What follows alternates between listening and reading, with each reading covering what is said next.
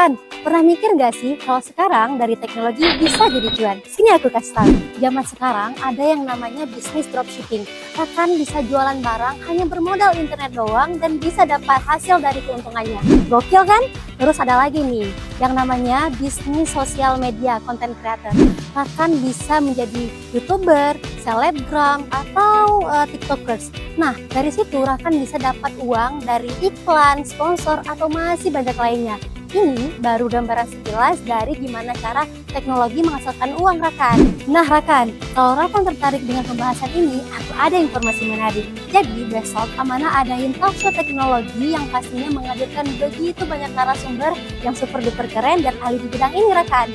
Dan ada yang kalah menariknya lagi nih, besok kita juga bakal bertemu dengan artis-artis ibu kota loh. Ada Alia Mas Said, Farid Halilintar, dan Dennis Adiswara.